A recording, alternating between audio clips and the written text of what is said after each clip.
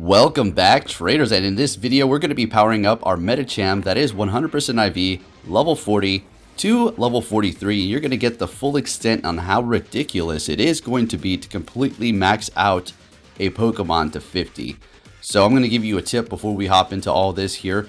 Save anything that you are planning on powering up to level 50 until you get to level 47, because it's not going to count. You're going to have to power up an additional 3 Pokemon to level 50. It's going to cost a lot. I personally am on the brink of not being able to do that. By the time I get to level 47, I should be able to. I have a few Pokemon that do have quite a few candies, around 23,000. So I should be able to, as well as accumulating a lot of XL candies along the way. So we're going to go ahead and look at PV Poke here before we get into the commentary. And you can see an XL ideal IVs if you do want to have the best potential. It looks like it's going to be a 9, 13, 15, sitting at 1500 there. So it is going to require you to power it up beyond, right? And then we're going to kind of compare it to the one that I have, because this is 100% IV. This is not necessarily ideal. So if you're thinking, what are you doing, Poke? Well, I don't even care. I just wanted to power up something beyond 40. I wanted to test it out in the Great League. Medicham, it fits the bill. It's going to get a Mega Evolution in the future, which, you know, if I want to get the full potential, I'm going to have to completely max it out. But technically it is, I guess, beyond now. So we'll use that later down the line. I'm not powering up another Medicham. Heck no. You can't even use these Megas in the Go Battle League. So what's the point? But as you can see, it's great. I mean, I haven't used Medicham in Go Battle League in months. I don't even think I really used it in the preseason, maybe like a few times. But then I just never used it again. It's a good Pokemon. It just, I did go to the Sylph Arena tournaments back in the day, and I had plenty of use with it then, and I'm just gonna let it go. So comparing it to mine here, just gonna see what the differences are in the stat distribution there. So it looks like we're gonna have better attack because of the 15, but everything else is gonna be lacking there. Because, well, it is going to be bulkier in those other stats, because it is going to be at a higher level, but the attack is lower, so we're going to be looking better at that end. So you may want to potentially go with a Medicham that has lower attack if you're planning on using XL candies to power it up beyond level 40 here. And we're just going to be gaining a little bit more attack, guys. It's honestly wasn't necessarily worth it, but I've been, hanging on to this Medicham, powered up before PvP was here, knew it was going to be useful, so I was like, you know what? Let's just go ahead and continue to invest in this thing here. And so we did. And we are going to be pairing it up with the Azumarill as well as the Galarian Stunfisk here. I've been doing my battles. I just haven't really been like 100% focused on like content for it, because I've been on the grind for these new levels now. But it's going to, I'm going to come back. We're going to focus here because it is going to kind of slow down. I'm currently at the grunts, battle the grunts, battle the leaders 50 times each. It's like it's such a ridiculous amount. So we're gonna do it, but yeah, we'll take it easy. So the XL candies, how do you obtain them? Well, you can obtain them by catching, by hatching, by transferring, by trading, and I think any way you can just basically get candies. Mostly the way I've been getting them is by catching. I need to get out there. I'm going to be grinding hard. I want to get these 2 videos up for you guys so I can grind the rest of the day. At night, it is going to be intense. I know I just said take it easy. That's absolutely not happening. There's no taking it easy right now when new levels have been introduced, folks. Let's get it. Some people are like, what's the rush? Why are you trying to do this so fast? I mean, I got a channel here. I want to be on top. I want to, be fast at this, and, a few other things, personal things we'll talk about later in the future.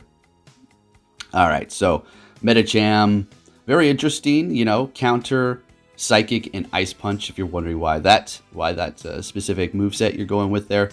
Well, counter, we're going to be doing good damage, to the steel types or the dark types, and then ice punch is going to be able to add up on there. And the counter damage really does a lot, especially now at this level that we do have it at. Not really pushing it up too much or making too much of a difference, but any bit helps out. And Psychic is just going to be able to hit things like an Azumarill for pretty nice neutral damage, or whatever else I need to use it on. And Ice Punch to cover for potentially Alterius, right? And anything else that's going to be weak to ice. And then Azumarill is going to be, of course, good coverage, protection. Oh, you go with the Azumarill. Everything's good if you use an Azumarill. I get it. That's not actually true. All right, but the Azumarill is just a nice, bulky, safe swap. And then, of course, we have the Galarian Stunfisk. Always like this one. It's pretty good. Anyways, going to be going for the Ice Beam onto the Whiscash here. We just had to use one shield. We should be able to win this, no problem. And swapping into our Galarian Stunfisk to catch this Sky Attack here. And I do believe they've already backed out at this point. But we're just going to get this nuke since we already did tap it. Yep, then the damage didn't go through. We're going to be able to take that win there. So that new pose is pretty funny. When you do turn around, it's like I slow mode it. And it looks so weird because your back is facing you. And then you turn around to do your jumping happy animation or your... Oh man, we lost one. It's just like it's so instantaneous, but when you slow it down, it's kind of weird. Anyways, we're up against the Alola Marowak here. This is actually good, and they're going to be swapping into Cradily here. Okay, that's going to be a rock and grass type, and it's not really doing too much damage there. But we're going to be going for another one here. Unfortunately, they're able to get to a charge. I let it go through. It's going to be Grass Knot. We're going to be able to survive with 1 HP. Yeah, let's go. Did I think I was going to? I did, but I didn't know it was going to be that low. So at least we survived. Going to go ahead and go in here with the Medicham, doing some decent damage with the counter. It is not going to be super effective because of the bug typing there. So going for the Grass Knot, doing a lot of damage, a little bit more than I expected here. 2 shields on both ends. They're coming back in with the Alola Marowak. This is not looking great for us here. Going to be shielding up this Bone Club. Ouch. That would have done hardly any damage. Now, Psychic here is another example as to why I run it. But they are going to be shielding it up. That would have easily taken it out. We're going to be swapping into our Azumarill here, and they have a Shadow Abomasnow in the back, folks. This is not looking good for us. I don't know if we're going to be able to pull this one off here. So what we're going to do is not shield the Azumarill. We need to save that shield for the Medicham. It's going to be super effective with the counter, and if we can farm that sucker down and then hit the Alola Marowak with the Psychic, we'll be looking pretty good. So let's see if we can pull it off here. Come on, my level 43 Medicham, don't let me down. Let's go. So shielding this up here and praying that they don't get to another one, and we are able to do it. We have to tap on this instantly, getting to the Psychic, and we're going to be able to take the win with the Psychic Medicham. Let's get it. So another reason why having Psychic's awesome. All right, into the next battle here, folks. We don't have too long of a video here for you today. We're met with a Skarmory. Now, okay, I'm staying in this fight, and sure, it's no problem, but it probably wasn't the best idea. I probably should have swapped sooner. This was a nice catch for sure, but what I was thinking is I'm so used to having Power Up Punch. I was just thinking Power Up Punch, but I forgot, oh yeah, Ice Punch and Psychic. Yeah, it's not going to be too good for us. So we're going to swap, catching that Sky Attack, which was great. They're going to be going into an Azumarill here. Now, with my luck, it'll probably have Hydro Pump. Okay, so Ice Beam, no problem. And they have 1 shield left. We're going to go ahead and go for Earthquake. Let's see if they want to double up on that Azu. They're going to be letting it go through here. Looks like they're going to be able to bubble me down. But before they do that, we're going to be able to get to a Rock Slide. Can we get a shield? And we do. Beautiful. That could have been an Earthquake. So we have 2 shields and they have 0. Going to go ahead and go in here with the Azumarill, since we kind of, can take all the attacks, no problem. Hitting us with a Play Rough, neutral damage there. And, this is going to be another Play Rough. I wasn't counting. It's going to be an Ice Beam. It's just doing chip damage before they do decide to go down. Well, they're not going to decide to go down before they do go down. And getting off that Play Rough. Could have maybe went Ice Beam and then farmed, but just kind of holding on to the health here. And they're going to be going back in with the Skarmory. Going to go ahead and go Ice Beam here. And I think swap into Medicham. Yeah, start building out that energy. And they have an Umbreon in the back. So little do they know that we didn't have anything that was super effective as far as the charge. But I think with the Azu in the back, we would have been looking pretty good. So yeah, thank you.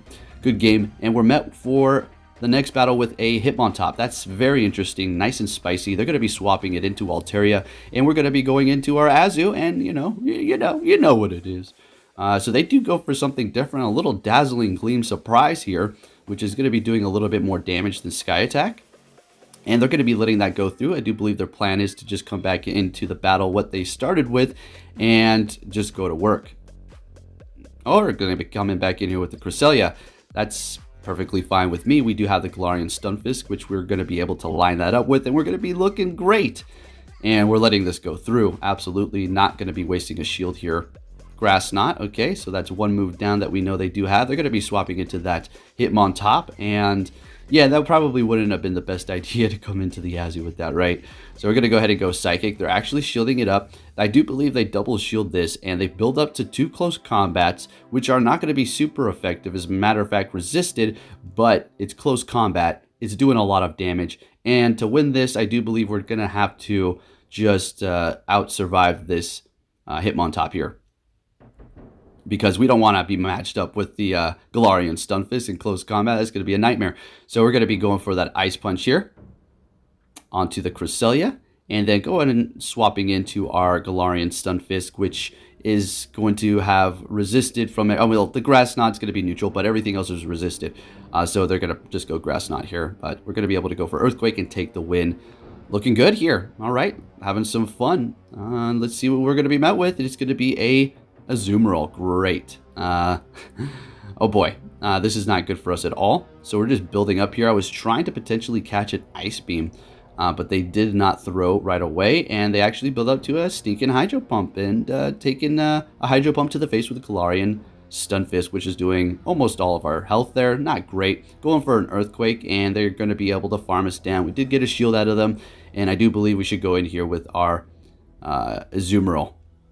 So we know they have Hydro Pump. Maybe they have a Hydro Pump Play Rough, another Hydro Pump. So I'm guessing Hydro Pump and Ice Beam, which is good for our Azumarill here, since we're going to be able to do more damage with the Play Rough and eventually wear it down, especially with the shield up here. We're going to be looking pretty good. I do believe they're going to be able to take us down pretty low before we do go down, because we are going to be kind of farming here, I think. We might hit it as soon as we get... Yeah, never mind. We're not farming at all. We're trying to take it out immediately here. And down they go. So what can we have in the back? A Beedrill. And their last Pokemon has been revealed. They did just swap into it, and it is going to be a Skarmory. So that's not looking great for the Medicham going up against both of those. The Beedrill is going to be massively resisting the counter damage. Skarmory's taking neutral plus super effective right back.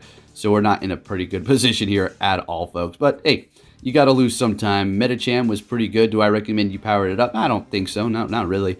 I just wanted to do with that and bring you guys the battles and see what it can do here. It's not going to be like, oh my gosh, this thing is 100 times better than the regular Medicham. You did see on PV Poke, it is going to be ranked 4, depending upon the IVs you do have, not for this specific one, but it can make it better if you do power it up with XL. If you did enjoy this video, please give it a big thumbs up, subscribe if you're new, and I'll be catching you all next time. Thanks for watching, and take care.